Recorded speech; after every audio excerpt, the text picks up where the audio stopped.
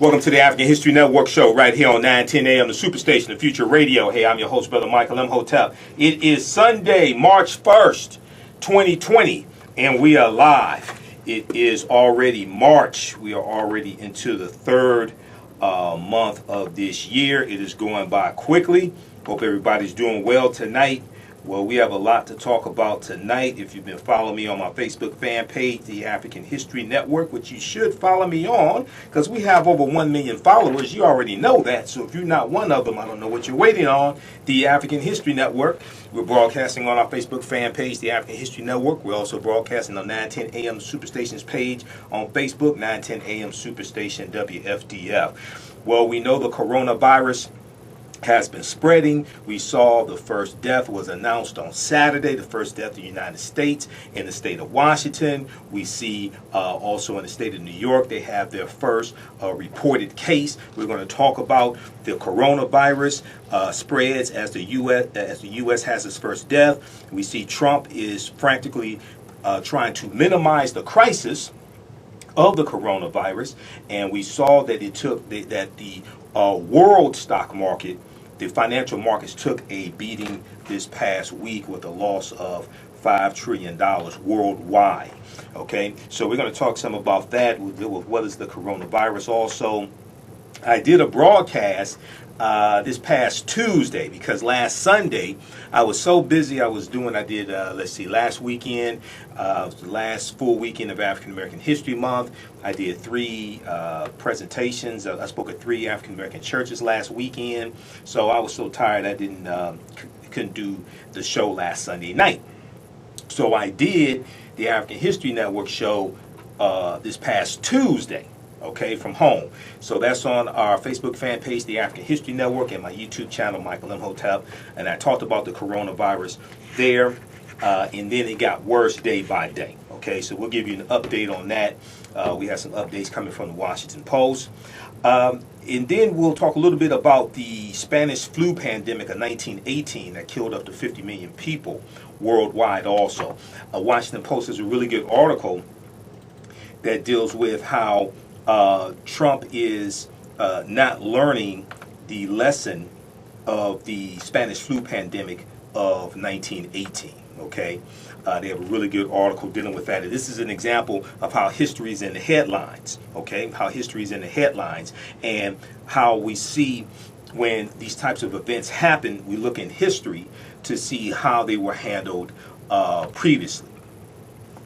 All right, now, this past Tuesday when I did my broadcast, and we have to get that into audio podcast format also. You know, we have over 1,000 audio podcasts.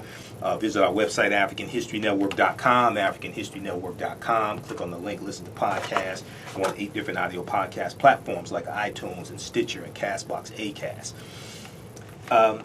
So this past week when I did the African History Network show, special edition, Tuesday edition, I talked about how a lot of people, for some reason, are seeing these TV ads from Michael Bloomberg, and because they hear President Barack Obama in the ad or see President Barack Obama, for some reason they think President Barack Obama is endorsing Michael Bloomberg.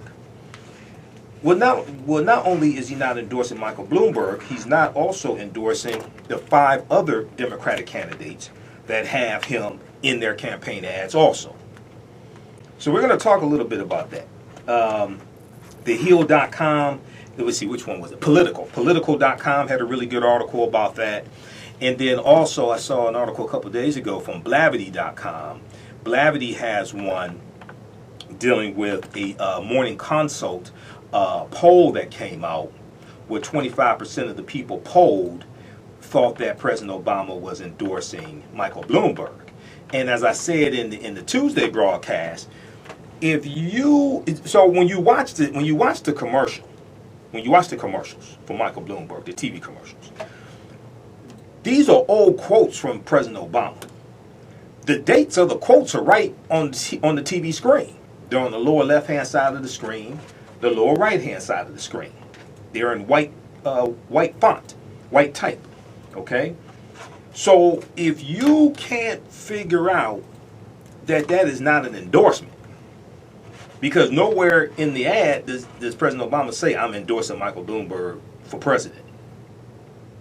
He just has quotes, just like the ad that Senator Elizabeth Warren has quotes from 2010, and President Obama is congratulating her on the Consumer Financial Protection Bureau that she spearheaded. So if you can't figure out that that's not an endorsement from President Obama, and the dates of the quotes are right in the ads, then how are you going to be able to figure out a Russian disinformation campaign targeting African Americans like the one they had back in 2016 that worked? Because as I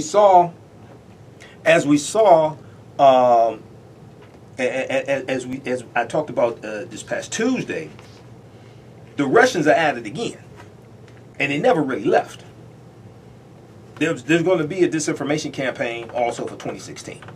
Okay, so this is why I tell people, read Volume 1 of the Mueller Report, pages 22 through 40, which dealt with the Russian disinformation campaign coming from the Internet Research Agency.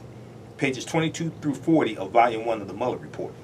Go to NBCnews.com, click on Read Mueller Report. Okay, so no, President Barack Obama is not endorsing Michael Bloomberg, and he hasn't endorsed any candidate. Also this past week, we saw that Congress has passed a law, the House of Representatives has passed a law making lynching a federal crime. This is 65 years after the killing of Emmett Till. Emmett Till was killed August 28, 1955. So we'll talk a little bit about that, because there was over 200 attempts previously to get a federal anti-lynching law. Over 200 attempts, they all failed. We saw that there were 3 Republicans who voted against this and 1 independent. The 1 independent was Justin Amash from Michigan, who was a Republican, and because he did the right thing and came out and said that there should be an impeachment inquiry into Trump. He was correct on that. He's wrong on this issue. But we saw that you had 3 Republicans and 1 independent who voted against the anti-lynching law, the federal anti-lynching law. When we look at, so let's see, Friday night I did a presentation over at Detroit Unity Temple Church, 17505 2nd Avenue, right near Woodward. And that presentation was dealing with, does an amendment give you the right to vote? Does an amendment give you the right to vote? Because as we just concluded African American History Month, we know that this year's annual theme was African Americans and the Vote. The annual theme comes from ASALH, Association for the Study of African American Life and History.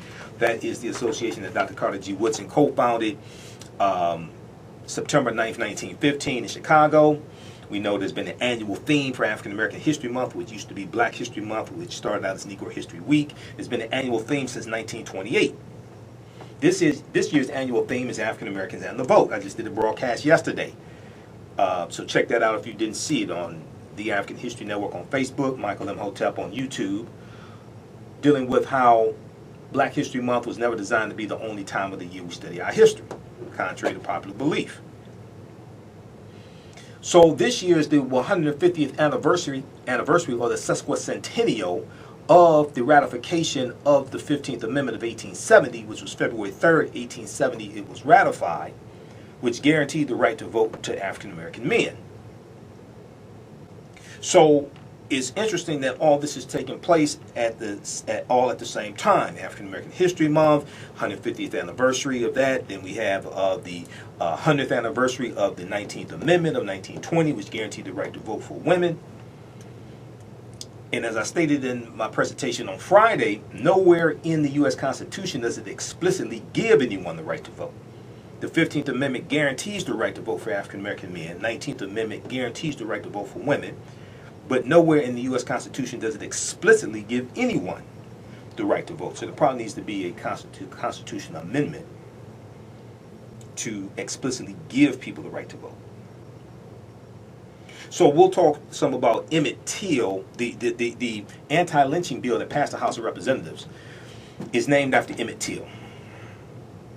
We'll talk about that, and then we'll deal with how Emmett Till's murder in 1955 galvanized the civil rights movement. Because some people put the beginning of the civil rights movement not with the Montgomery Bus Boycott, which began Monday morning, December 5th, 1955.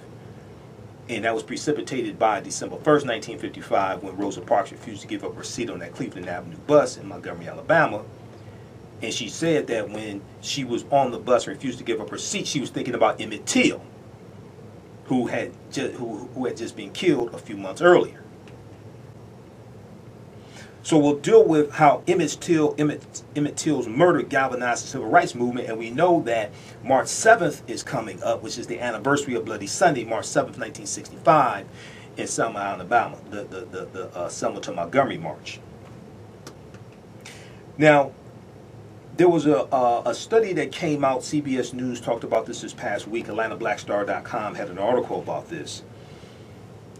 Investigation finds several history books are spreading inaccurate information about African American history to millions of school children. Say it isn't so. This is taking place right now.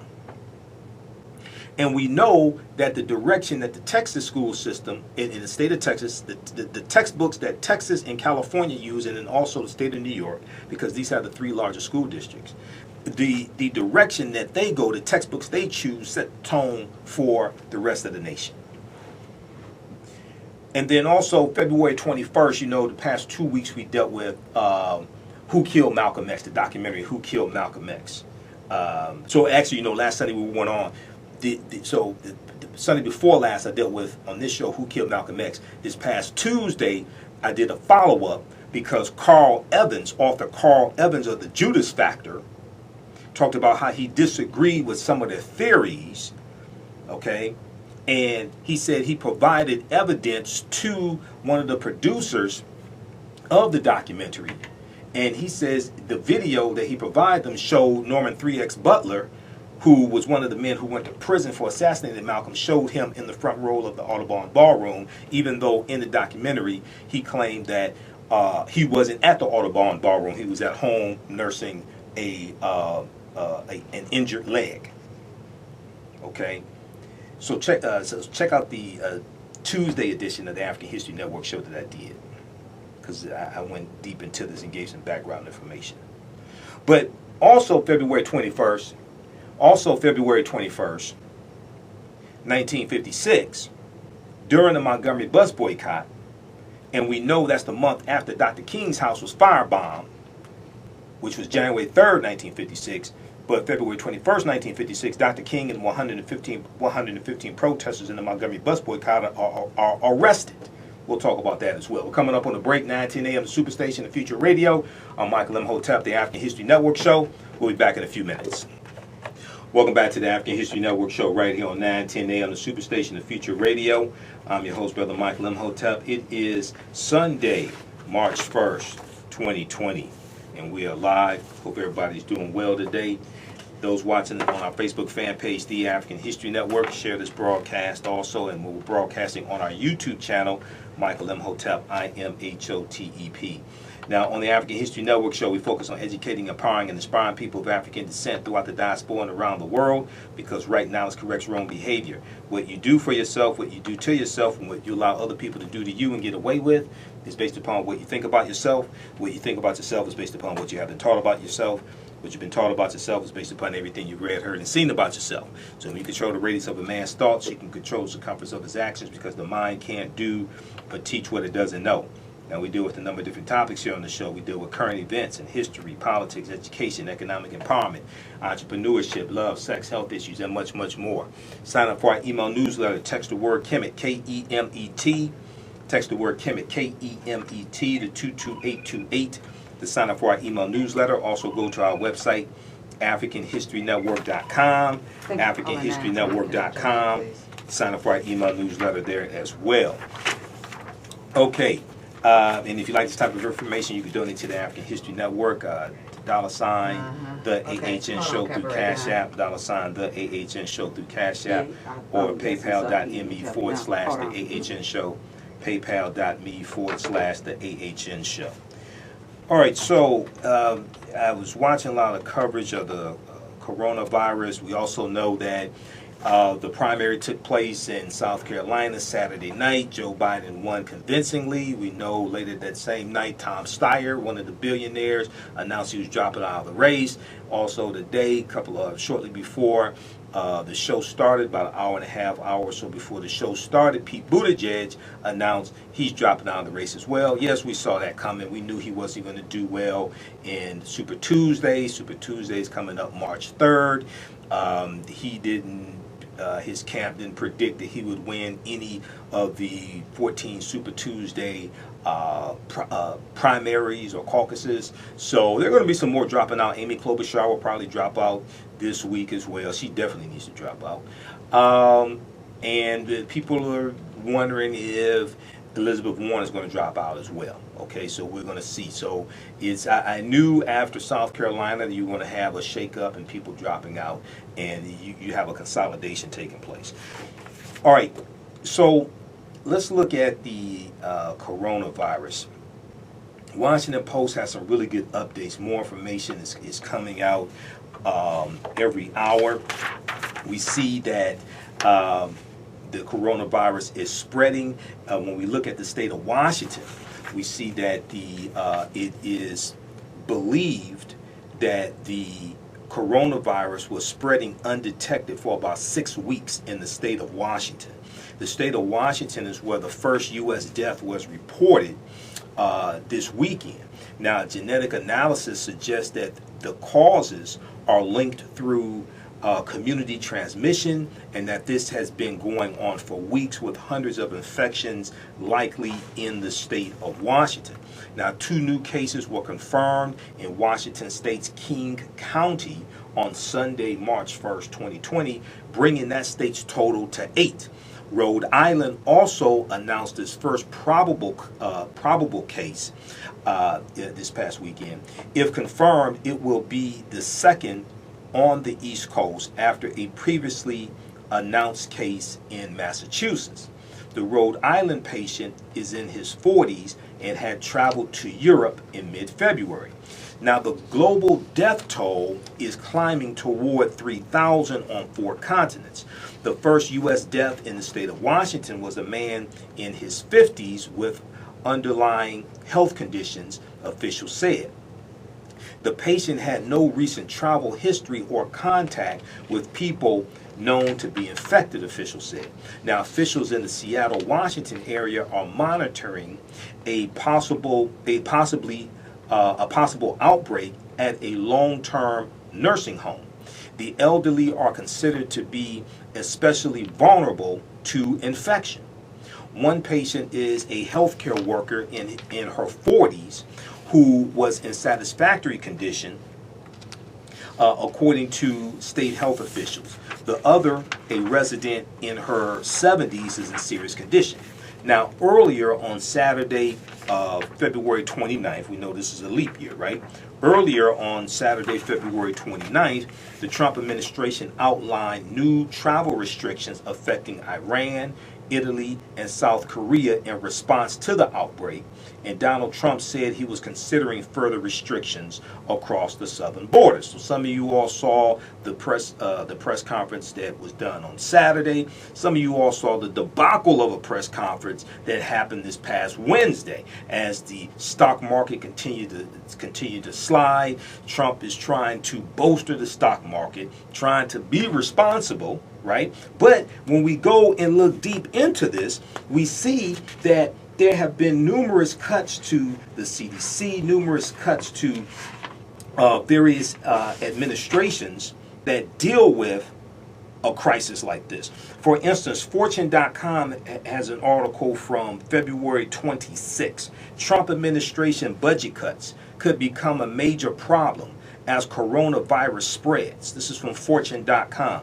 The Trump administration recently requested $2.5 billion in emergency funds to prepare the U.S. for a possible widespread outbreak of coronavirus. Critics, though, are pointing out that money might not be necessary if the administration had not spent the past 2 years. If the administration had not spent the past 2 years largely dismantling government units that were designed to protect against pandemics. The cut started in 2018 as the White House focused on eliminating funding to Obama-era disease security programs. Let me repeat this. The cut started in 2018 as Donald Trump's White House focused on eliminating funding to Obama-era disease security programs. In March of 2018, Rear Admiral Timothy Ziemer, Z-I-E-M-E-R, whose job it was to lead the U.S. response in the event of a pandemic, abruptly left the administration, and his global health security team was disbanded. His global health security team was disbanded. That same year, 2018, the Centers for Disease Control and Prevention, also known as the CDC, was forced to slash its efforts to prevent global disease outbreak by 80% as its funding for the program began to run out. The agency at the time opted to focus on 10 priority countries and scale back in others, including China. The agency at the time opted to focus on 10 priority countries and scale back in other countries. One of the countries they scaled back in was China.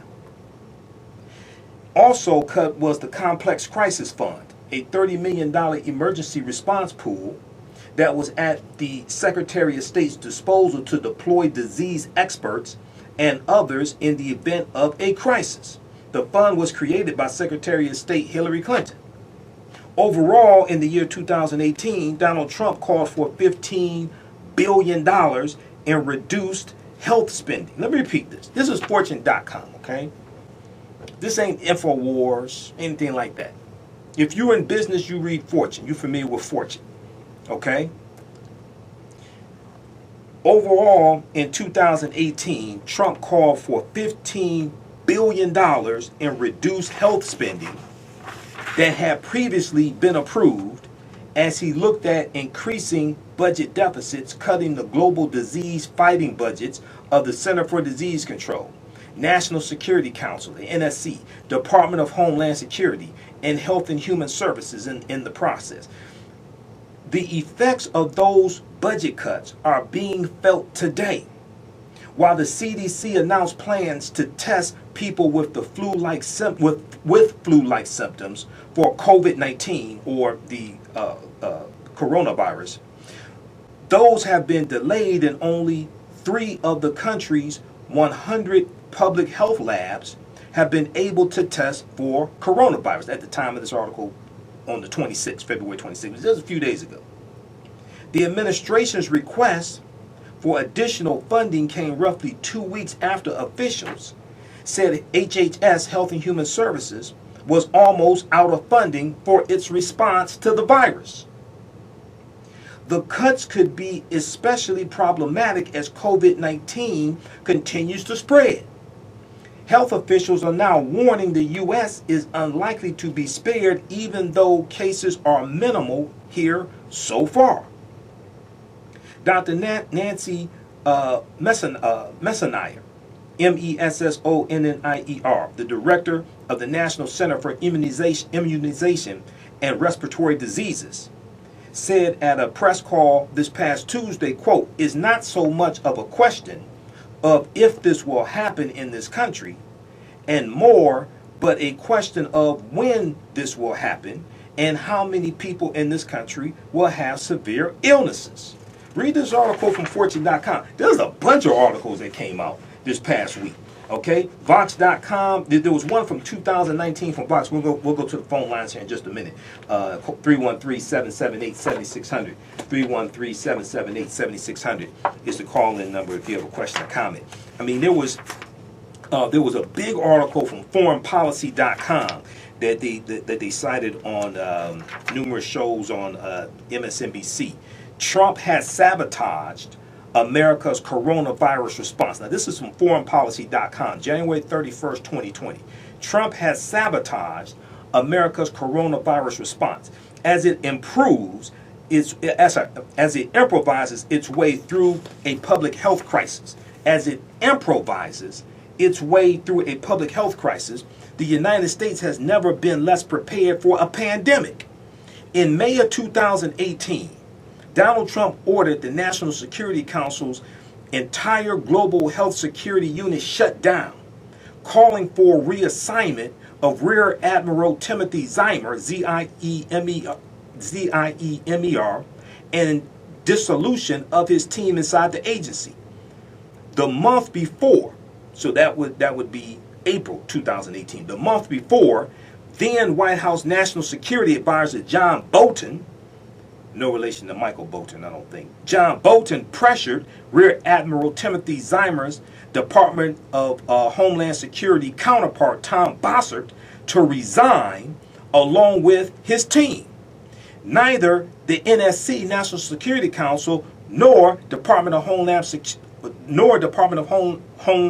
Security epidemic teams have been replaced. The global health section of the Center for Disease Control was so drastically cut in 2018 that much of its staff was laid off, and the number of countries it was working in was reduced from 49 to 10. So, are you all tired of winning? I'm just curious. I mean, if you go and look at these articles, what is taking place right now is catastrophic because of the irresponsible budget cuts that were made, while at the same time Trump is taking money from various departments to pay for this fake wall that he lied and said Mexico was going to pay for. Remember that? So, meanwhile, throughout 2018, the U.S. Agency for International Development and its director, Mark Green, came repeatedly under fire from both the White House and Secretary of State Mike Pompeo. And though Congress has so far managed to block the Trump administration plans to cut the U.S. Public Health Service Commission Corps by 40%, the disease-fighting cadres have steadily eroded as retiring officers go unreplaced. Let's go to the phone lines. Let's go to Don, line 1. Don, welcome to the African History Network show. Thanks for holding. Tell us where you're calling from. Detroit. Detroit. Not as power you bringing it. Oh, thank you, brother. And also, I want to know the three names of the three senators that didn't vote for the Emmett Till bill. Okay, they're in the House of Representatives, not the U.S. Senate. Just one second here. I'll give that to you. One was Louis Gohmert of Texas. We figured he wasn't. Louis Gohmert is an idiot. Okay. His name sounds stupid. Yeah, Louis Gohmert of Texas. You have Ted Yoho of Florida, Y-O-H-O. You have Thomas Massey of Kentucky. And then Michigan's own Justin Amash. He's the fourth. Justin Amash. Yeah. Michigan's own. Yeah. Okay. Yeah. Got that. Okay, man. All right. Look. All right. Thanks for calling. 313-778-7600 is the call-in number if you have a question or comment. 313-778-7600 is the call-in number if you have a question or comment. Okay. So, read the article from foreignpolicy.com. Trump has sabotaged America's coronavirus response as it improvises its way through a public health crisis. The United States has been less prepared for a pandemic. Now, I got tons of articles here. So for tonight's show, you know how to do this, right? I have 24, 25. I got 25 pages of notes, okay? So I'm gonna just give you some of the names of these articles because I'm not gonna have time to get deep into them. All right. MSN.com had a good article. I think this is from this past week. Trump administration to cut funds from health programs to pay for coronavirus response. Wait, is this the same Trump that talked about a 4% GDP, possibly 5%, possibly 6% GDP? Talked about all this money coming in. What happened to all the money coming in from China? Because China is supposed to be paying so much money in tariffs. And he said, we got money coming in from China for the tariff. He's like, come on. He's like, hold on. All the lies are catching up with them now. All the lies are catching up with them. The Trump administration will pay for the coronavirus response in part by cutting funds from other health programs, including one that pays for heating and cooling assistance for the poor. This is like, it's like you're gonna pay for gas for your car, but not paying your car insurance or the car note. All right. So this past week, Ali Velshi on Velshi and Rule. Well, actually, Ali Velshi on. This was. I don't think this was Velshi and Rule. I think this was on his show, Velshi. Ali Velshi. He dealt with the coronavirus to give some background information on it, dealing with what exactly is the coronavirus. Okay. And we're going to go to this clip here in just a minute. What is the coronavirus and what are the symptoms? Ali Velshi takes a closer look at symptoms of the coronavirus and how it compares to other major respiratory diseases. Let's go to this clip. Closer look at what Jake's been describing, what we're when you dealing play with. the clip, if you can turn up and hear, are a large hear family it of viruses. The corona refers to these crowns. It looks like a crown that you're looking at it. It affects the respiratory system. COVID-19, which is causing all of the concern right now, is one of 7 coronaviruses that are known to infect humans. In order for Most them to hear it, I gotta coronaviruses turn your mic off. infect animals, bats, cats, birds. No one knows precisely where this particular virus came from. Now, the CDC says symptoms can include fever, cough, and shortness of breath. Some people experience mild symptoms. Others suffer from a severe illness that could lead to death. The CDC believes the symptoms may appear anywhere between 2 and 14 days after you're first exposed to it. COVID-19 can, as we just mentioned, be asymptomatic, meaning someone can be infected and not display any symptoms at all. The virus can spread from person to person, which has caused big worries about the rapid spread of the disease in public places like transportation hubs, sports stadiums, casinos, things like that. Scientists estimate that without effective containment measures, someone with coronavirus could, on average, infect between 1 and 4 people. Now, compare that with the seasonal flu, in which someone with the flu tends to infect roughly 1 to 2 people. So the rate of infection, in fact, is greater with coronavirus. Chinese researchers looked at more than 72,000 cases of COVID-19 diagnosed through February 11th, and they found that most people experienced mild symptoms, but many of the people who died were either elderly or were critically ill with chronic conditions like a heart disease or diabetes. Chinese researchers estimate that the mortality rate for COVID-19 is 2.3%. That means just over 2% of people infected will die. The mortality rate for the seasonal flu is much lower than that. It's 1/10 of 1%. Both are much lower than the nearly 10% death rate for SARS and 34% for MERS. Would a broker convention be damaging? Okay. All right. So that was from Ali Velshi, MSNBC. That's from February 27th, 2020. What is the coronavirus and what are the symptoms? All right. So as this virus progresses, and this past week we saw a number of corporations cancel travel for their employees. We saw various conferences and things like this being canceled as well. We're going to see more of this coming up this week. Let's go back to I'm going to go back to the live updates from the Washington Post. How's everybody doing on our YouTube channel who are watching us? Michael Imhotep, IMHOTEP on YouTube. Everybody share this broadcast on your social media platforms also. Okay, now we saw earlier in the week, February 27th, we saw the breaking news story that ties into a whistleblower.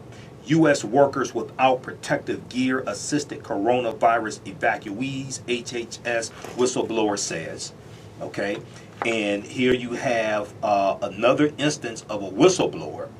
And a lot of people are talking about the way the Obama administration handled the Ebola crisis and how they were much more prepared, etc., and the unpreparedness of the Trump administration. Okay, when it comes to the coronavirus.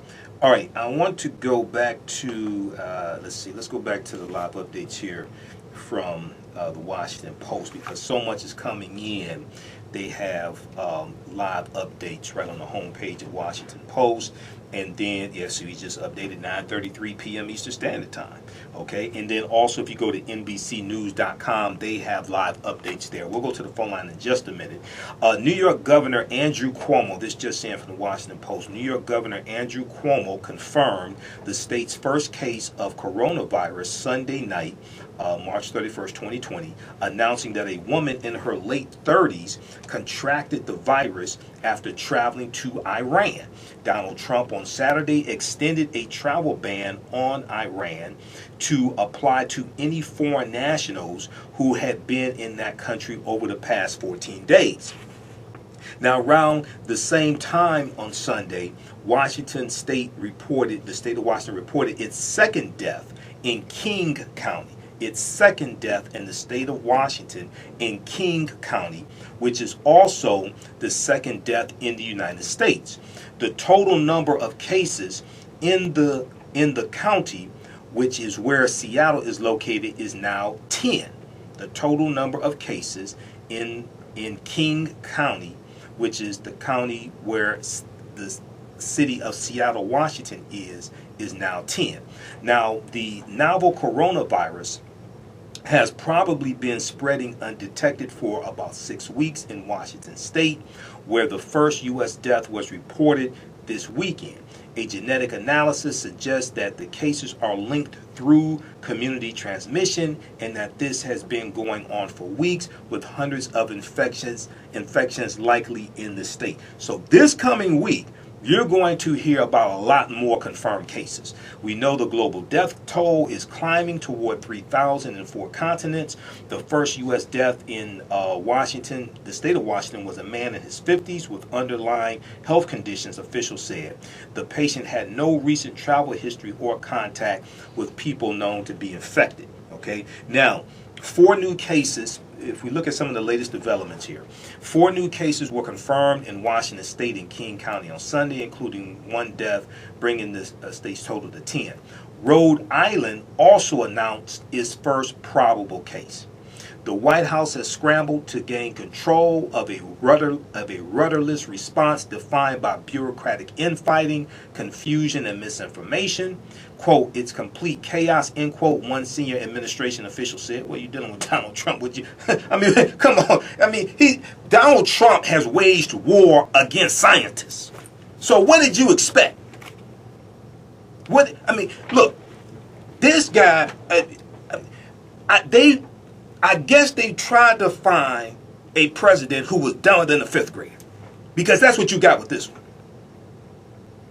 Health and Human Services Secretary Alex Azar said Sunday that the administration is watching for possible drug shortages from disruptions to the pharmaceutical supply chain in China.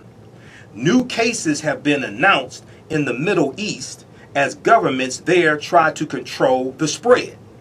The FDA, Food and Drug Administration, expanded coronavirus testing by speeding up hospitals' abilities to test, though some worried that the changes fell short. The number of confirmed cases is likely to increase given the expansion in testing. Now, if we look at the second U.S. coronavirus death confirmed in the state of Washington, the second person in the U.S. has died due to the coronavirus. Health officials in Washington state confirmed Sunday as they announced new cases in the Seattle area. The news comes one day after officials in Washington state confirmed the first U.S. death. Both fatalities occurred in King County. Okay, so let's see. Let's go to, all right. Governor Jay Inslee on Saturday, governor of the state of Washington, declared a state of emergency as more than 231 Washington residents remain under public health supervision. The state has 13 confirmed coronavirus cases overall, the majority in King County. In Texas, they have a quarantined patient who was released. The quarantined patient in Texas was released but later tested positive. Officials with the Center for Disease Control and Prevention are retesting a patient they discharged from isolation at a Texas medical facility after the person spent several hours in the general public and later tested positive for the coronavirus. The patient, who had been quarantined for weeks after returning from China's Wuhan province, tested negative for the virus twice and was not showing any symptoms while being quarantined at the Texas Center for Infectious Disease in San Antonio. The CDC released the person to a local hotel on Saturday, but had to retrieve the person hours later when a third test sample was, quote, determined to be weakly positive, end quote, according to a CDC news release. Quote, out of an abundance of caution, CDC decided to bring the individual back into isolation, end quote. Local health officials, including the San Antonio Metro Health Authority, are now tracing the patient's steps and interactions. The incident realized the worst fears of Bexar County, Bexar, and San Antonio city officials, who raised concerns with federal officials after the first flights from China and the Diamond Princess cruise ship landed at Lakeland Air Force Base early last month, and patients were taken to area hospitals. So I posted an article that got about 6,000 likes. This is from the New York Post. This is from February 20th, 2020. Coronavirus infected Americans flown back to U.S. on plane full of healthy people. Dude, you can't make this stuff up. The people infected with the coronavirus were flown back on a plane with about 300 healthy people. What do you think is going to happen? If you ever been on a plane, you know you're in an enclosed environment. Ain't like you got the window open on the plane. Okay? The 14 coronavirus-stricken Americans evacuated from a cruise ship in Japan were flown back to the U.S. on a plane full of healthy people against advice from the CDC, a report said Thursday.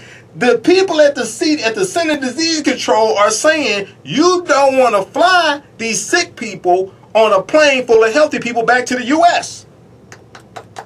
The Trump administration overruled them. Let's go to John, line 1. Hey, John, what's wrong with your president, John? You gonna have to tell me something, man. He got Curly and Moe trying to do something about this coronavirus. Got the governor of Indiana and got this terrorist out there in Texas. He don't know where he's going. Wait a second, man. He got Mr. Bathroom Bill Mike Pence. Mike Pence was the governor of Indiana. Mike Pence botched there was a spread of HIV, and he was reluctant to implement this needle exchange program. But this is the same Mike Pence who signed into law the transgender bathroom bill in the state of Indiana. But this is what happened. There was so much public outcry over the bathroom bill. The NCAA canceled games, the championship games, they canceled that. You had conventions that were threatening to cancel in the state of Indiana because of the bathroom bill. There was so much financial pressure put on them. You had corporations coming out against them that within a week the state legislature signed it. The state legislature changed the law, and Governor Mike Pence was forced to sign the new bill in the law. He did a press conference about this. This is your vice president. Yeah, I said, what in the world? Dude, this is the game that can't shoot straight, man. This is like the Three Stooges. This is like the Three Stooges and the Little Rascals, man, running the government. Yeah, you educating the people about how stupid and ignorant he sounds, and you trying to have a map or something trying to put on it. They were talking about that, and I have to tell you, I don't know what in the world is he talking about. And Nancy Pelosi come out and condemned him and said, "Man, you cutting that bill by all that billions of dollars from the people who have to help and so forth." Right. Okay. And, yeah, go ahead. And he got upset about that. They were political. They were making a political game out of it. Talking about Nancy Pelosi was. So I just want to thank you for knowledge, giving it out and so forth. Yep. You're breaking up. But Chuck ain't educated at all. Thank you very much. All right, John. Thanks for calling. Have a good week, Hotel. Okay. All right. Thanks. So this past week, we saw the Dow Jones Industrial Average plunge 12.4% or 3,583 points as investors' fears and uncertainty about the potential economic fallout from the coronavirus built to a crescendo. There's growing concern that the steep market losses and mounting death toll from the outbreak will trigger broader alarm, prompting American consumers to rein in their spending. Beyond just canceling vacations and cruises, for a decade, consumer spending propped up not just the U.S. economy, but the global economy, keeping factories around the world humming and giving U.S. business owners optimism. But the momentum of the fear is a powerful force in the markets and the broader economy. About half of Americans have money invested in the stock market, often in the retirement plan that baby boomers are now tapping into, and even those without market exposure are often influenced by big drops. Coronavirus has also caused significant supply chain disruptions affecting toys, medical equipment, auto parts, and smartphones from China, none of which will be easy to smooth out even if the virus ebbs within a month or two. The twin blows to consumer confidence and supply chains have significantly raised the chance of a recession, according to economists. Now, Edward Hussaini, Hussainy, is an analyst at Columbia Threadneedle Investments. He said the odds of a recession are roughly a coin toss, and that's exceptionally high. Conferences are getting canceled. Corporations are asking people to work from home. Schools are getting closed. That is a massive hit to demand. Okay, check out the live updates from the Washington Post. Also, New York Times has live updates, as well as NBCnews.com, NBCnews.com. Let's go quickly back to the phone lines. Let's go to Wilson, line 1. Hey, Wilson, we're coming up on the break, but we're going to go ahead and squeeze you in here. Welcome to the African History Network Show. Thanks for holding. Tell us where you're calling from. Detroit. Good evening, Hotel. Hey, how's it going? I'll try and be brief. Your break is coming up. You know, I'm not a conspiracy theorist, but I am one who deals with whose temper is always tempered with reality. I see this as more than a coincidence. I mean, any amateur would know that you don't put infected people in any area with people with the disease. Well, so, you see, you're trying to use logic. You're trying to use logic, man. You ain't supposed to be using logic. You're supposed to use your gut. This is my point, Hotel, because listen, Putin has pulled off the greatest intelligence coup in history. He pulled it off. Now, some people will call it a lack of intelligence, but go ahead. No, I'm talking about Putin. I know. So, and Trump and Putin are always in conversation. The American public, we don't know how often they talk, but they talk on private phones. On his cell phone. He calls world leaders on his own personal cell phone. All the time. Now let's remember, see, a lot of people, have amnesia. They've forgotten about the Helsinki and all these places where this guy met without any interpreters, without anybody taking notes. You don't know what the country doesn't know what he has agreed to. You can believe this. Putin has Trump under his thumb if he doesn't do what he says. All kind of stuff will come out, man. So, biological warfare, look, that's an old thing. Right. And it wouldn't surprise me at all if he wasn't under orders to fly those people back, and let it begin. Because now you can believe that a containment of this is over. That's out. Yeah, I think so, man. It's spreading. This week right here, you're gonna hear a whole lot more about it. Okay. It's everywhere. And here's one place where we haven't heard that it's at. Russia. Right. All right, Wilson. Okay. How much time before the break? Now. Okay. All right. Okay. Coronavirus infected Americans flown back to U.S. on plane full of healthy people. February 20th, 2020, New York Post. We're going to pick this up on the other side of the break. 9:10 a.m. The Superstation, the future of radio, the African History Network Show. Michael Imhotep. We'll be back in a few minutes. Welcome back to the African History Network Show right here on 9:10 a.m. The Superstation, the future radio. I'm your host, Brother Michael Imhotep. It is Sunday, March 1st, 2020. We are live broadcasting on our YouTube channel, Michael Imhotep, IMHOTEP. our Facebook fan page, The African History Network, The African History Network. We're also broadcasting on 910 AM Superstation's Facebook page as well. So follow us there. Okay, so right before the break, we were talking about the spread of the coronavirus in the U.S., but also some other countries, but specifically the U.S. We were talking about also mistakes that the Trump administration has made in handling this, cuts to the Center for Disease Control and other health agencies as well that the Trump administration has made for the past 2 years. The war that Trump has declared on scientists as well the past 2 years. All of this is coming to a head. All of this is coming to a head. And this has real life consequences also. That's the other thing. So the New York Post has an article. I posted on our fan page a few days ago. Got about 6,000 likes. Coronavirus infected Americans flown back to U.S. on plane full of healthy people. Okay, now even a third grader knows better than to do something like this. If it was 14 people who had the flu, you wouldn't fly them on a plane full of healthy people. You wouldn't even put them on a Greyhound bus. I mean, you wouldn't do something like that. The 14 coronavirus-stricken Americans evacuated from a cruise ship in Japan were flown back to the U.S. on a plane full of healthy people against advice from the CDC, Center for Disease Control, because they work with diseases, and sick people. They know about this stuff.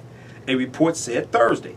Centers for Disease Control and Prevention officials, because they're trying to prevent the spread of diseases, the Center for Disease Control and Prevention officials argued the 14 infected Diamond Princess passengers should not be flown back with the 300 or so virus people, but ultimately lost the battle to the U.S. State Department, according to the Washington Post. Who runs the State Department? Mike Pompeo. This is the Trump administration in action. Quote, it was like the worst nightmare, end quote, an anonymous senior U.S. official involved in the decision told the Washington Post. Quote, quite frankly, the alternative could have been pulling grandma out in the pulling grandma out in the pouring rain, and that would have been bad too, end quote. Test results had found that the 14 passengers were infected prior to boarding planes to the U.S. on Monday. Quote, nobody anticipated getting these results, end quote, said another U.S. official. The State Department had vowed that no one with the infection would be allowed on, but then urged health officials to let the sick yet symptom-free passengers board, the paper reported. The Washington Post reported. The Center for Disease Control and Prevention worried about infection control aboard the planes. Principal Deputy Director Ann Schushat, S-C-H-U-C-H-A-T, wrote to the State Department that the stricken passengers would pose, quote, an increased risk to the other passengers, end quote, according to the report. Now, I got A's in chemistry, but I ain't a chemist. I got a B in biology, but I'm not a biologist. But I know you don't put 14 people with the coronavirus on a plane full of 300 healthy people. I know you don't do something like that. But officials with the Department of Health and Human Services and the Coronavirus Task Force pushed back, arguing that they had been prepared to handle passengers who might develop symptoms on the flights. The two Boeing 747s had 18 seats cordoned off with 10-foot high plastic on all sides, and infectious disease doctors would be on board. Did they have like saran wrap? Like, he's like, come on. He's like, what are you doing? The two Boeing 747s had 18 seats cordoned off with 10-foot high plastic on all sides, and infectious disease doctors would be on board. William Walters, director of operational medicine for the State Department, said the 14 people were already in the evacuation pipeline and protocol dictated they should be brought home, according to the report. Why didn't you just put them on a plane by themselves? I'm just asking. Because look, I fly a lot, right? If you tell me that, hey, Michael, look here, we're going to put you on the next plane going back to Detroit because there's going to be 14 people on this plane with the coronavirus. You want to ride now or you want to wait a few hours? I'll wait. You look, no, I'll wait. No, go ahead, take my seat. I'll wait 10 hours. No, I don't want to be on the plane with 14 people with the coronavirus. I know you got saran wrap all over there, but no, I ain't going to be on that plane. No. Which bathroom did they go to? Did they go to a separate coronavirus bathroom on the plane, or did they go to the bathroom everybody else used? I'm just asking. The State Department revealed that the 14 evacuees had tested positive for the virus about an hour before the planes landed in California and Texas. Other passengers were enraged that they had not been told about the risk. This is the State Department.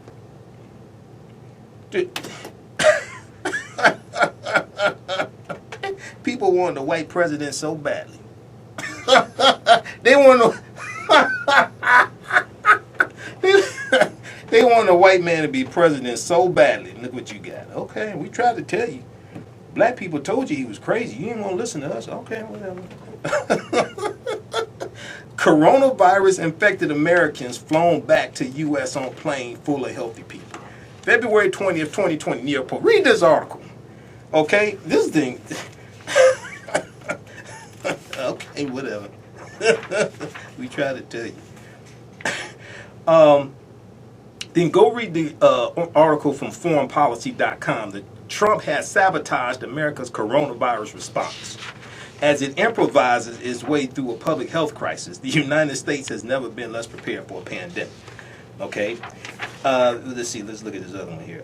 Vox.com. Oh, this is a good one from Vox. This is from October 29, 2019.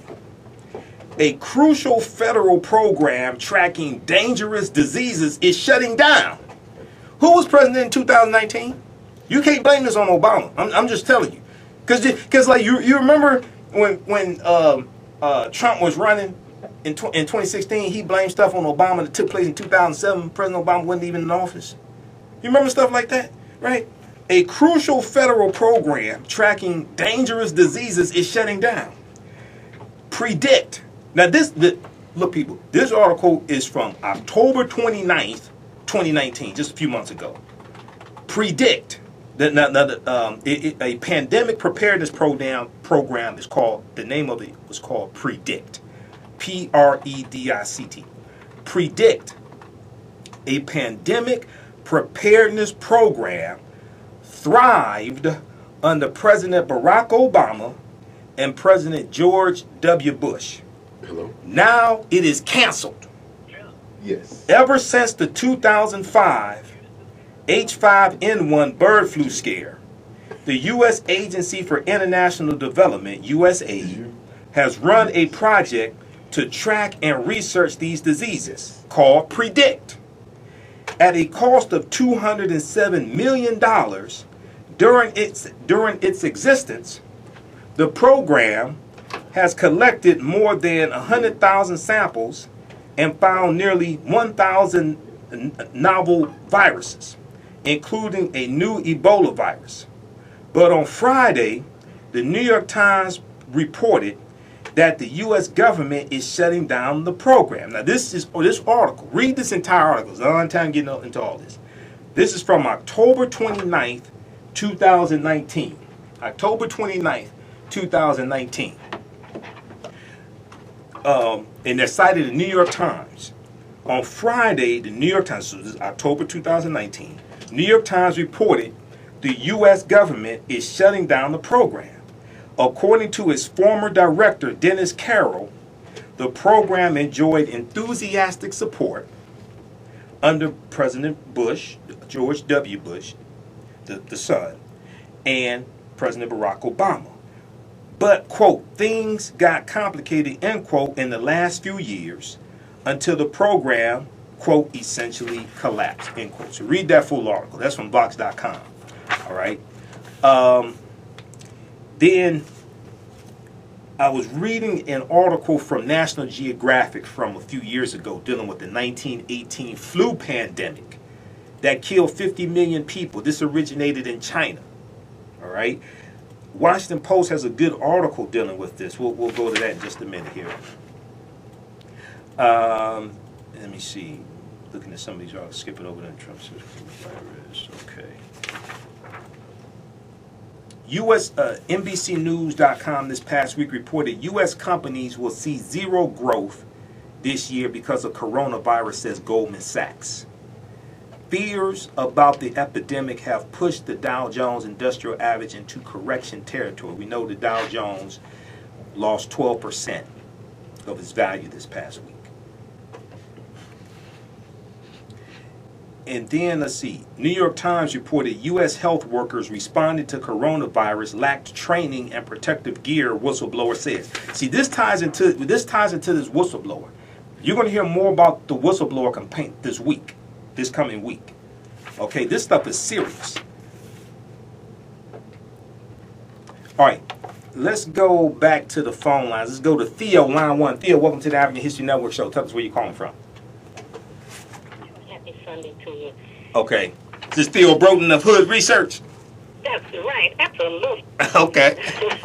I wanted to share with you that last week on the MSNBC, they reported that there were travelers on one of the cruise ships who was sick, and the one traveler called his friend, who is a member of Congress in Washington, D.C. The friend in Congress knows Donald Trump very well. The request was that they get off the ship. This man wasn't satisfied to be quarantined and to be cared for. So the congressman called Donald Trump, and Donald Trump ordered that the ship be brought in, they be brought off. That supposedly is the mystery of the woman in, Northern California. They didn't know how she got... Oh, the one who died? Wait. Northern California. Okay, she's sick. Okay. This woman in Northern California has the coronavirus. They did not know how she got it. Right. So what has finally come out is that when Donald Trump ordered the ship in and these people got off, there were health workers that went to the ship to help the folk. And this mystery woman is a health worker as well. So they've been infecting people all around Northern California because of Donald Trump. So, was that the Diamond Princess cruise ship? Was that the one that came in Northern California? It came in. I'm not exactly sure, so I'm going to say I'm not exactly sure. I know the Diamond Princess cruise ship is a cruise ship in question. But okay, I'll research that some more. It was last week on MSNBC.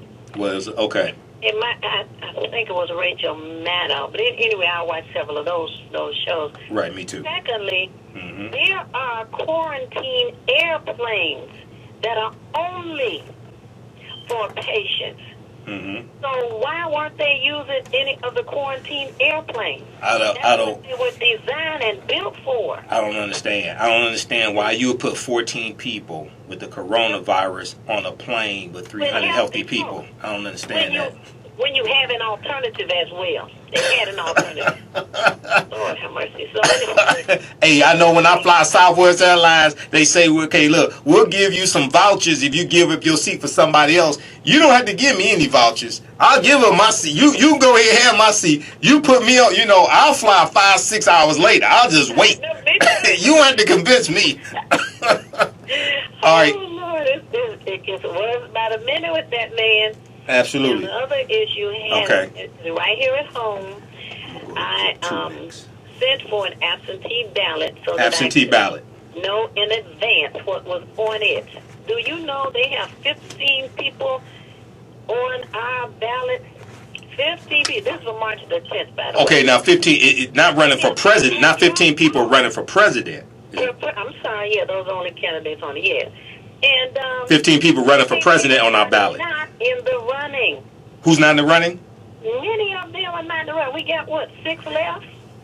Okay, yeah, well, yeah. Some of them dropped off, and it may have been, I don't know what the cutoff date was to change the ballot.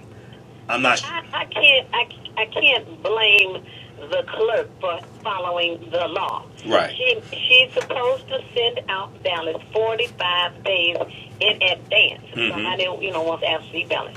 45 days in advance, she has to do that. But it's a faulty law.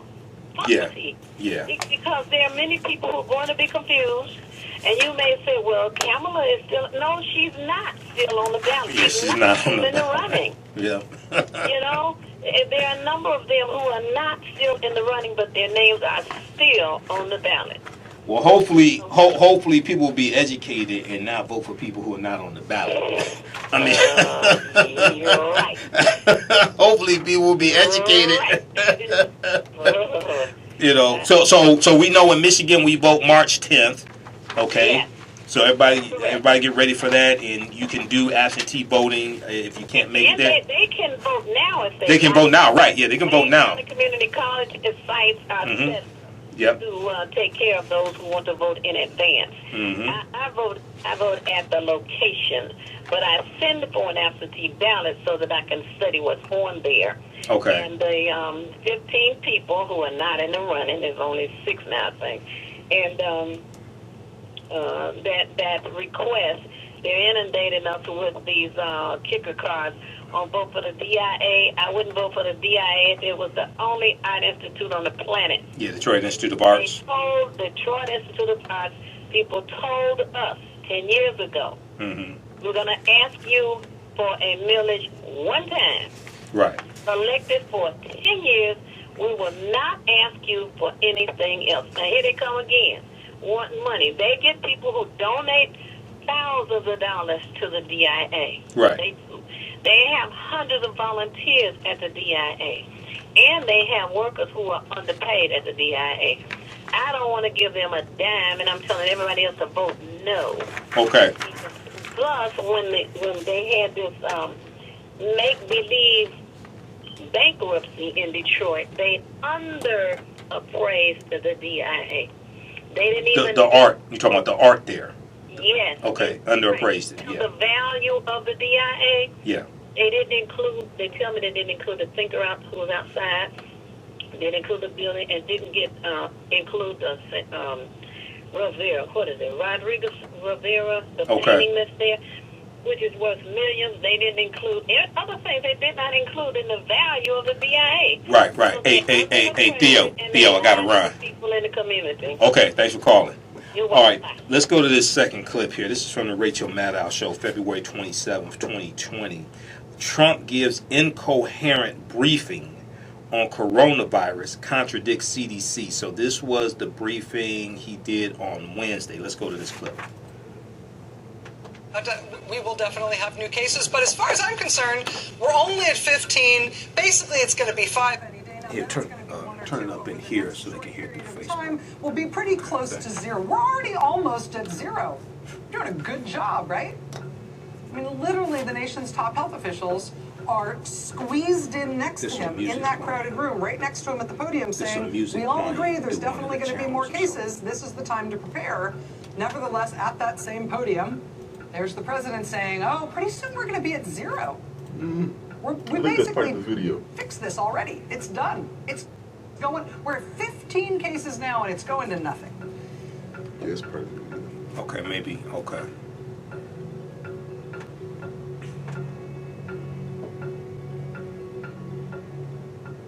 Watching this very unusual briefing tonight, it was a little bit like there were 2 different stories being told, even from the same podium, even at this one event. What every one of our experts and leaders have been saying for more than a month now remains true. The degree of risk has the potential to change quickly, and we can expect to see more cases in the United States. We do expect more cases, and this is a good time to prepare. As you heard, it's the perfect time for businesses, healthcare systems, universities, and schools to look at their pandemic preparedness plans, dust them off, and make sure that they're ready. So in that part of the briefing, the message is pretty clear, right? Everybody on the same page. Government's top health officials saying we expect there to be more cases of coronavirus in this country. There will be more cases here. This is a good time to prepare for that. Dust off those pandemic preparedness plans. What Alex Azar said, he said, it is, quote, what every one of our leaders and experts have been saying for more than a month. Well, almost every one of our leaders. We have a total of 15 people, and they're in a process of recovering, with some already having fully recovered. We're at that very low level, and we want to keep it that way. So we're at the low level. As they get better, we take them off the list, so that we're going to be pretty soon at only 5 people, and we could be at just 1 or 2 people over the next short period of time. So with the rose-colored glasses off, the landmark news, it seems, in terms of the virus in the United States today, is actually this. As the president was convening this press conference today, authorities confirmed the first case of coronavirus in the United States where they have no idea how the person got infected. The patient is apparently in Northern California. We don't know more specifically where the person is or who the person is. But in epidemiological terms, what's important here, what's a landmark about this new case, is that this is a person who did not recently return from traveling in a foreign country where coronavirus is known to be more widely spread. This is not a person who is known to have had contact with anybody who recently traveled in a foreign country. There's, in fact, no apparent contact that this person has had that explains why he or she has now come down with the coronavirus in Northern California. But the person, nevertheless, has tested positive. That makes this the first person in the United States with coronavirus of unknown origin. This Northern California landmark patient is the 60th person in the country overall who is known to be infected. The president says that'll soon be 0. That's not what anybody else is saying. The CDC says they have now started contact tracing for this patient in Northern California to try to figure out how this person may have been infected, who else might have been exposed either in the same way or by this person who is now diagnosed with the virus. What I've done is I'm going to be announcing exactly right now that I'm going to be putting our Vice President, Mike Pence, in charge. And Mike will be working with the professionals and doctors and everybody else that's working. The team is brilliant. I spent a lot of time with the team over the last couple of weeks, but they're totally brilliant, and we're doing really well. And Mike is going to be in charge, and Mike will report back to me.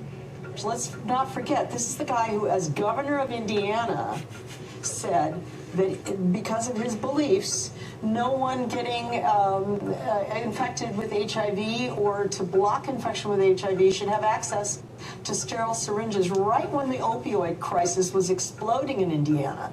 And by estimates done by my dear friend Greg Gonzalez at Yale University, that caused 250 unnecessary infections and people leading into either hepatitis or HIV in Indiana, because he was ideologically opposed to allowing them to have safe use of drugs. Okay, so that was a special clip that was from Rachel Maddow at msnbc.com. Click on the Rachel Maddow show. That is from February 27th, 2020. Trump gives incoherent briefing on coronavirus, contradicts CDC. Donald Trump gave a press briefing on COVID-19, naming Vice President Mike Pence the head of his administration's response to the potential pandemic. Asked about the likelihood of a U.S. outbreak, Trump said, "I don't think it's inevitable," which directly contradicts officials from the Center for Disease Control who say the spread of coronavirus in the U.S. is a matter of when, not if. Trump also defended proposed budget cuts to the CDC by saying that he's a business. This is what this fool said. Okay, I watched the press conference. I'm sitting there watching this. I'm the one from Wednesday. The one from Saturday was crazy also. He was more well behaved on Saturday. The one from Wednesday, I'm sitting there watching this. I said, I can't believe he said this. He said he's a business person. He said, I don't like having thousands of people around when you don't need them, end quote. This is what he said. This is why he cut funding and laid off scientists from the CDC and these other health agencies. He said he's a business person. People, look, I'm trying to tell you. This is what he said. He said, I'm a business person. I don't like having thousands of people around when you don't need them. It's not like you going hiring people to wrap packages at Macy's during Christmas, and then when January 3rd comes, you lay them off, and then you go hire them again in November. It's like, what are you doing? This makes no sense whatsoever. Well, watch that clip from Rachel Maddow, okay? In a minute here, I'm going to go to this third clip. Trump dismantling of Obama-era disease response leaves U.S. exposed. This is from February 25th, 2020. We'll go to that in just a minute. Let's go back to the phone lines. Let's go to Ron, line 1. Hey, Ron, welcome to the African History Network show. Thanks for holding. Tell us where you're calling from. All right, Detroit. Okay, go ahead, Ron. If this is so serious, why are you making jokes on it? I'm not making jokes. This is the actual news. The person making a joke out of it is Trump. This is the actual news. I voted for Trump. This is the actual news. I mean, why This is the actual news. I'm giving you the names of these articles. Go read them yourself. This is the actual news. Don't blame me. Blame your president. Thanks for calling, Ron. Let's go to William, line 2. Hey, Whit, see, the joke is on you because you voted for this jackass. I didn't. William, line 2. Hey, William, welcome to the African History Network show. Tell us where you're calling from. West Bloomfield, man. This guy's a clown. Look, number one, a very good show in Economics 101. Mm-hmm. Supply, demand, markets, the world is flat. The world is flat? Yes. Okay, now what network is that show on? Or is it a TV show? I'm saying the world is flat. Okay. In terms of global economics. Okay. I thought you said a show. I thought you said a show. A whole lot of industries, like you said. Okay. But here's what I want to ask you, and it's just a little offside. Go ahead. Did you see the news conference with Trump about the virus? Well, he did one Wednesday and he did one Saturday. Which one are you referring to? I'm talking about the one where all these white men had something to say, and they had this brother standing over there in this uniform, like a robot. Was that the one yesterday or the one Wednesday? What's it again? Was that the one was that the press conference from yesterday, Saturday, or was that the press conference from Wednesday? Yeah, no, Saturday. Saturday, okay. They had this one black brother. Okay. In this uniform. Okay. Grinning. And I was so disgusted, I didn't know what to do, man. I mean, they say if you don't say anything, you'll choke. Right. This brother standing up there grinning, a black robot. Why do we let, in these photo ops, why do we let folks, why do we do that? Well, you know, early in the week. All these white males had something to say, and he just stood up there looking. If I had a doggone taser gun, man, I would have shot it through the camera and dropped his ass on the ground. Okay. All right. Now you know early in the week, I'm not sure who that was, but early in the week, he had Dacron and polyester, and he had a lot of black Republicans there for a Black History Month event. And he met with. But I heard about it, man. Why do we belittle ourselves? I mean, I would have been a photo op with Obama, anybody, a bear, a gorilla. Right. Some people have such low self-esteem, right? What you do for yourself, what you do to yourself, and what you allow other people to do to you and get away with is based upon what you think about yourself. Some people suffer from so much self-hatred that they want to be validated by somebody like Trump. And then, so the coronavirus is spreading. He meets for an hour with Diamond and Silk. Okay? At the White House. This brother, where did they find him? Well, you know, they got. I mean, I mean, they may have got him from the group that was at the White House earlier this week for the Black History Month event with the Black Republicans. I don't know. You know. I believe they found this brother 6 feet underground. Right. I don't know. All right, Will. I gotta get these other calls. Thanks for calling. All right, take care, man. Thanks for calling. Okay. Let's go to Aiden. Aiden, welcome to the African History Network show. Tell us where you're calling from. Thanks for holding. Detroit, Michigan. Detroit. Okay, go ahead. All right, for all the brothers out there that don't understand why we're laughing, because God laughs at the wicked calamity, all right? You don't like to get up with God, all right? We have fun with it. Well, I'm dealing with, it's a serious topic. I'm dealing with the news, but I mean, hey, this is how idiotic Trump is. Now, go ahead. You know, I think we can try to tie this in as far as them allowing the COVID-19 to spread in America. You know, maybe later on we'll find out, but because China is taking a big hit in their economy because of this disease, America needs an excuse for them not to come and say, hey, that money you owe us, we need it, or we need help. So the United States want to say, well, we're dealing with this too ourselves. So it's a lot surrounding. You're talking about the money that the U.S. borrowed from China? Is that what you're referring to? Correct. Okay. Yeah. Okay. Now, so they want to the United States want to try to balance it out by allowing the disease to come out here, you know. Okay. Now, the doctor, I've been hearing claims that if you're in health, you just have flu-like symptoms, okay? If you're healthy and get it, you have flu-like symptoms, okay. You just have flu-like symptoms, you'll be fine. They are stating that it is not deadly to anyone in health. So if that's the case, then the doctor that was in China, we need to see his medical records. What was his ailment? Did he have diabetes or, any ailment? Right. That the disease killed him? So right. I think that they're lying to us, and this disease can also kill the health. Well, the one who you're talking about, the one in the state of Washington who died, the first one who died? The doctor in China. Oh, the doctor in China. Oh, okay. To expose, right. I see what you're saying. Okay. The disease there, right. Okay. So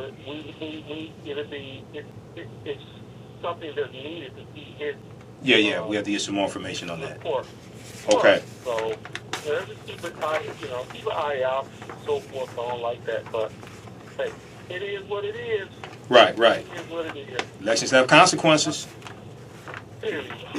people don't want to pay attention. Yep. Okay. All right. Let's go. Okay. Thanks for calling, Aiden. All right. So February 25th, I want to go to this clip here from the Rachel Maddow show, MSNBC. Trump dismantling of Obama-era disease responses leaves U.S. exposed. Let's go to this clip. It's clip 3. Pulitzer Prize-winning science journalist Lori Garrett. Lori, thanks again. Is there somebody who is in charge of coronavirus response for the whole U.S. government, the way that President Obama put somebody in charge of the Ebola response? No. Although he has said Secretary Azar, Secretary of Health and Human Services, is the go-to guy. But does it seem like he's actually playing a coordinating czar type role the way that Ron Klain did? You can't instantly walk in and do that. I mean, it took years for the Obama administration to create this superstructure, which has now been eliminated. Keep in mind, it's not just that we don't have a czar in the White House overseeing the response, but we don't have that contingent inside the National Security Council. We don't have the seasoned veteran contingent inside of Department of Homeland Security. And we don't have this whole global health mastermind group inside of the Defense Department and HHS. These were all eliminated in 2018 by Trump. When the president eliminated those global health security teams in all of those agencies in 2018, was Was there a reason? I mean, was there an argument against them? Was there ever a plan to replace They were them? Obama programs. Has there ever been an effort to replace that capacity in the U.S. government? Well, there certainly was an effort from the bottom up. I mean, everybody engaged in public health was saying, "Nga, nga, nga." And the other thing that's been eliminated and is a huge loss is the training at grassroots levels for hospital workers.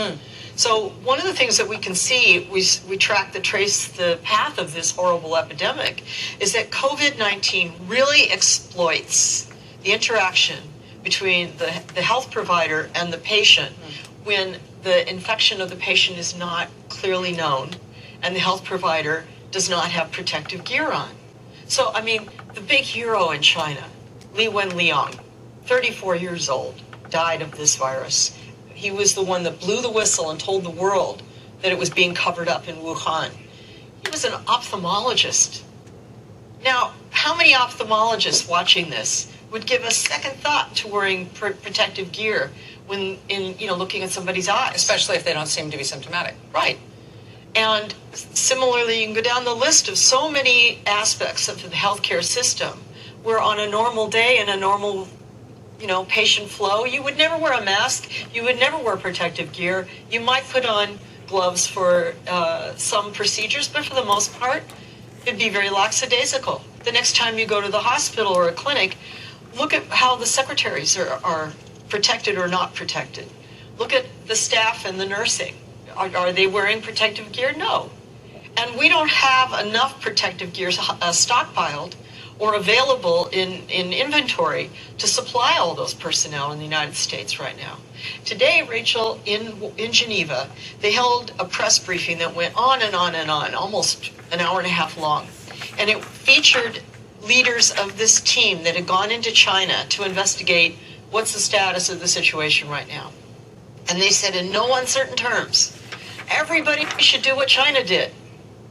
Well, now, can you imagine? We're going to shut down 100 million Americans? We're going to shut every business in America? We're going to have guys on the highways pulling over truckers with their guns on their gun racks and saying, get over to the side now, we're going to do a temperature check on you. And if you have a fever, you have to abandon your truck right here and its cargo, and we're taking you off to a quarantine center. No ifs, ands, or buts. By the way, no human rights, no civil rights, because this is an epidemic. Ain't going to happen in the USA. Okay, so that was from the Rachel Maddow show. That was from February 25th. Trump did the name of that clip, MSNBC.com, the name of that clip. Trump dismantling of Obama-era disease response leaves U.S. exposed. Trump dismantling of Obama-era disease response leaves U.S. exposed. That was Laurie Garrett, who's a science journalist and health policy analyst. She spoke with Rachel Maddow about the government response structure put in place by the Obama administration in response to Ebola that was removed by the Trump administration. Leaving the U.S. unprepared for a potential spread of the coronavirus and unlikely to follow China's model of containment. All right, so that was before the press conference on Wednesday when Trump put Vice President Mike Pence in charge of coordinating the efforts against the coronavirus. Good luck with that. Okay, so, when I did this special broadcast this past Tuesday, I talked about the campaign ads that Mike Bloomberg has, right? We saw that Pete Buttigieg just dropped out of the race. He announced that today he dropped out of the race. We saw that Tom Steyer Saturday night dropped out after the South Carolina primary. So Politico.com has a good article because I've heard people say, why is President Barack Obama endorsing Mike Bloomberg? I see all these commercials and President Barack Obama is in the commercials. As I said at the top of the show, okay, the dates from those quotes from President Obama are right in the ads. Those are old quotes. They're from like 2008, 2013, I think one from 2012, 2016, 2018. Those are old quotes. Now starring in Democratic campaign ads, Barack Obama. Politico.com, POLITICO.com. February 7th, 2020. Now starring in Democratic campaign ads, Barack Obama. Six candidates, Joe Biden, Tom Steyer, Michael Bloomberg, Elizabeth Warren, Deval Patrick, Tulsi Gabbard. We know Tom Steyer and Deval Patrick dropped out the race. Tulsi Gabbard needs to drop out of the race. But six Democratic candidates have included President Barack Obama in at least one of their TV and digital ads. Alone, the week that this article came out, February 7th, alone saw 5 new Obama ads on airways in New Hampshire, Nevada, and South Carolina. Now, while President Barack Obama has made a point of not endorsing anyone this year, he hasn't endorsed anybody. His would-be successors are hoping to tap the reservoir of Democratic goodwill surrounding him in the hopes of getting an edge in the run-up to the February 11th New Hampshire primary that already took place. Okay? And then we saw Blavity.com had an article that dealt with a morning consult poll. And this morning consult poll showed that 25% of the people polled thought that President Barack Obama had endorsed Michael Bloomberg. Now, in South Carolina, this past weekend, they talked about this in South Carolina. I saw this on MSNBC. And they were saying that Michael Bloomberg is dipping in some of these polls because many people, especially African Americans, are finding out that President Barack Obama did not endorse Michael Bloomberg, even though Barack Obama's in all these commercials. Okay? These are old quotes and things like that. Anybody, and so Elizabeth Warren has quotes from 2010 regarding her work, Barack Obama praising her for her work with the Consumer Financial Protection Bureau, etc. But many African Americans are finding out, well, wait a second, President Barack Obama didn't endorse Michael Bloomberg. And it's believed that's one of the things affecting Bloomberg in the polls. Also, the first debate that didn't go well for him, he did better the second debate this past week. But we know Super Tuesday is coming up March 10th. You have 14 primaries, and I think there may be some caucuses in there also. 14 states vote. We'll see what happens. It's not expected that Michael Bloomberg is going to do that well or win any of them, any other states. So we'll see what happens. Okay, Emmett Till. Emmett Till was killed by J.W. Mellon and Roy Bryant August 28, 1955 in Money, Mississippi. We saw this past week the U.S. House of Representatives passed an anti-lynching bill, and there have been at least 200 attempts in the past to pass an anti-lynching bill. They all failed, okay? Washington Post has a good article about this, as well as Newsweek.com. 4 lawmakers vote against House bill to make lynching a federal hate crime. Cite government overreach. 4 lawmakers vote against House bill to make lynching a federal hate crime. They cite government overreach. This is from February 26, 2020. Historic legislation that would make lynching a federal hate crime passed the House of Representatives by near unanimous consent this past Wednesday, with 4 representatives opposing to it. Now, you had 16 members who did not vote. I don't know what that's about. The proposal passed. It received broad bipartisan support between Democrats and Republicans. It passed 410 to 4.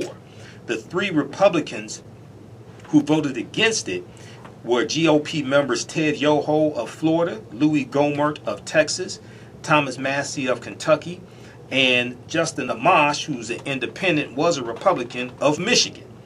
And Justin Amash, if you remember correctly, he famously switched from Republican to independent over his support for impeaching Donald Trump. He was correct then, he's wrong on this. Republicans accused the legislation of being an overreach by the federal government and encouraging and encroaching on states' rights. The legislation, if enacted, would add lynching to the list of current criminal civil rights violations. Okay, Thomas Massie of Kentucky said, quote, the Constitution specifies only a handful of federal crimes and leaves the rest to individual states to prosecute. He told Newsweek in a statement, quote, in addition, this bill expands current federal hate crime laws. A crime is a crime and all victims deserve equal justice. Adding enhanced penalties for hate tends to endanger other liberties, such as freedom of speech. And then we have, let's see, what did Justin Amash say? Let's see here. Okay, Justin Amash said, creating federal crimes for matters that are normally handled by the state obscures which government, federal or state, is responsible for investigating and prosecuting the crime. And it gives power to unelected federal officials whom voters can't directly hold accountable, Justin Amash said. This allows state officials who don't adequately address particular crimes to shift blame and avoid accountability. He continued, at the same time, it creates an incentive for budget-constrained state and law governments not to prosecute crimes and instead leave it to the feds. Okay. Would you like to go in the air? So check out this article from would you like to go in the air? Newsweek.com. 4 lawmakers vote against House bill to make lynching a federal hate crime cite government overreach. All right, now History.com had an article dealing with how Emmett Till's murder galvanized the civil rights movement. And it talked about the effort to gather evidence on the men who killed Emmett Till. For his book, The Blood of Emmett Till, historian Timothy B. Tyson, Tyson, interviewed Carolyn Bryant Dunham, the woman whose brief encounter with Emmett Till in August 1955 led to his brutal lynching at the hands of her husband and her brother-in-law.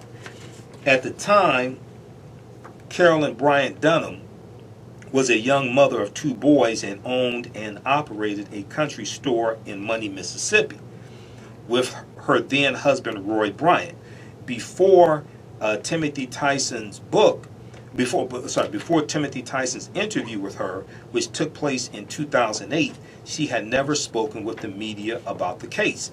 According to recovered court transcripts released by the FBI in 2007, Carolyn Bryant testified that she was working the cash register on the night of August 24th, 1955, when Emmett Till walked into the store. He flirted with her and made physical advances and then let out a wolf whistle as she walked out of the store to retrieve a gun from her car. But in the interview with Timothy Tyson, Carolyn Bryant Dunham, at this time 72 years old, divorced from Roy Bryant and twice remarried, admitted that she had lied in her court testimony when she said Emmett Till, quote, grabbed her around the waist and uttered obscenities, end quote. She lied about that. Carolyn Bryant Dunham said she could not remember what happened the rest of that night. Whatever it was, she told Timothy Tyson, quote, nothing that boy did could ever justify what happened to him, end quote. So less than 4 days after Emmett Till's interaction with Carolyn Bryant, her husband Roy Bryant and his half-brother J.W. Millam kidnapped Emmett Till from his great-uncle's house in the wee hours of August 28, 1955. They beat him severely and shot him in the head. After tying a heavy cotton gin band to his neck with barbed wire, they threw his body in the Tallahatchie River. Despite their efforts, the body surfaced 3 days later, so bloated and disfigured that Emmett Till had to be identified by a ring on his finger.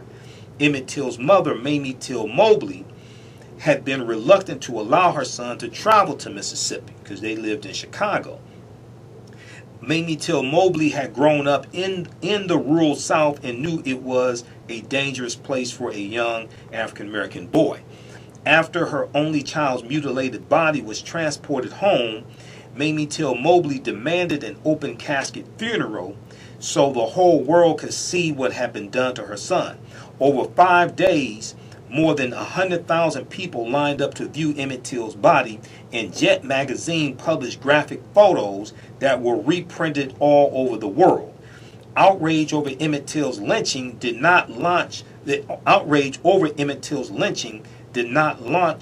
civil rights movement, which had already begun among African Americans around the country, including the South. In 1954, the U.S. Supreme Court had handed down its verdict in Brown v. Board of Education, declaring that segregated, separate but equal schools for blacks and whites was unconstitutional. So some people put the beginning of the modern-day civil rights movement with Brown v. Board of Education, U.S. Supreme Court case. And the reason why is because when you have the Montgomery Bus Boycott, which starts December 5th, 1955, they filed a lawsuit of Browder versus Gale February 1st, 1956 to test the constitutionality of segregation on the buses, because they believe, Attorney Fred Gray and others believe that it was unconstitutional to have segregation on the buses based upon the Brown versus Board of Education U.S. Supreme Court case. So because of that Supreme Court case the year before, okay, that helped lay the foundation for the legal strategy in the Montgomery Bus Boycott. So, but in Mississippi, efforts to overturn the Jim Crow social order have been heavily resisted and often met with violence. In the months before Emmett Till's murder, Reverend George Lee and Lamar Smith were separately shot and killed in the state of Mississippi after helping organize black voter registration drives. Lamar Smith was shot in broad daylight in front of witnesses as he left the county courthouse in Brookhaven after casting his ballot. Okay, and BlackDan.com has an article dealing with Reverend George Lee, because I've read about it before. So BlackDan.com has an article: Reverend George W. Lee, murdered for not giving up his right to vote. Murdered for not giving up his right to vote. This is from October 25th, 2018. George Washington Lee was a civil rights leader, businessman, and preacher. He also served as the vice president of the Regional Council of Negro Leadership. He later became head of the Belzoni, Mississippi branch of the NAACP. Like so many people during the early 1900s, George Washington Lee grew up in poverty in Edwards, Mississippi. He became the first African American to register to vote in Humphreys County, Mississippi. The community was predominantly black, but they had been disenfranchised by provisions of the U.S. Constitution of 1890, particularly due to poll taxes and literacy tests. In 1953, Reverend George Washington Lee and friend Gus Quartz, who was also a black grocery store owner, started the Belzoni branch of the NAACP. The sheriff of the town would not accept their poll taxes, and this in turn would keep them from voting because it was required for voter registration. This is infringing, this is putting obstacles in the way of the 15th Amendment of 1870, which guaranteed the right to vote for African American men. The sheriff of the town would not accept their poll taxes, and this in return would keep them from voting because it was required for voter registration. The sheriff left the two men no other choice. They took him to court. Reverend George Washington Lee, along with Quartz, had registered all of the county's 90 black voters. The white people in the county were already upset because of the U.S. Supreme Court's 1954 ruling that segregated schools were unconstitutional in Topeka, Kansas. That's Brown versus Board of Education of Topeka, Kansas. The White Citizens Council had been formed in 1954 in Mississippi as a direct backlash to the Brown versus Board of Education U.S. Supreme Court decision. African Americans were being threatened, intimidated, and some forced out of business. Many African Americans gave up, but Reverend George Washington Lee and Quartz stood their ground. They were determined to vote. As vice president of the Regional Council of Negro Leadership, George Washington Lee and others of the council pushed the issue for voting rights and social justice by organizing a successful boycott of gas stations that refused to install restrooms for African Americans. Medgar Evers, who's the field secretary for the NAACP in Jackson, Mississippi. Okay, Medgar Evers worked as the organizer along with George Washington Lee and the council head, Dr. T.R.M. Howard. Reverend George Washington Lee was one of the speakers at the council's annual meeting in April, which drew a crowd of more than 5,000 to the all-black town of Mound Bayou, Mississippi.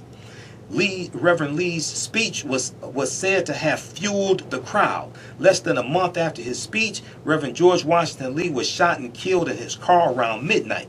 A convertible pulled up beside Lee's car, and an unidentified person fired 3 shotgun blasts, shattering his jaw and forcing him off the road.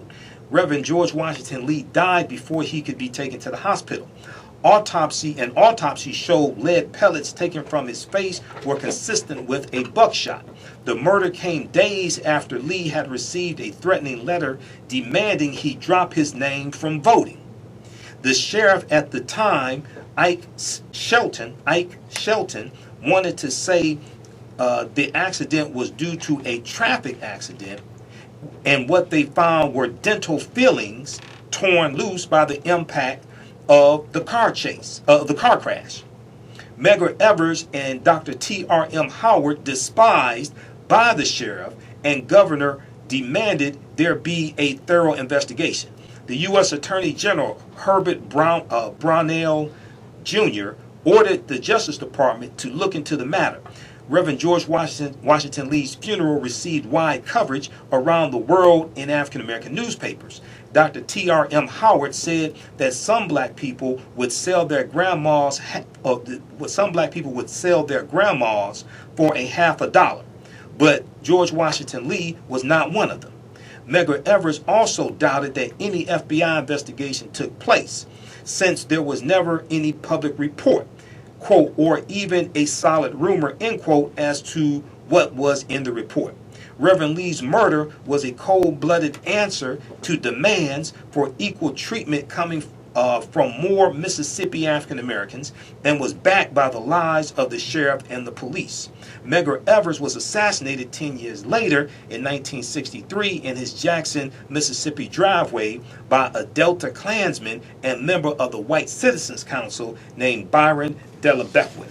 Okay, check out the rest of this article at blackthen.com. Blackthen.com. Reverend George W. Lee murdered for not giving up his right to vote.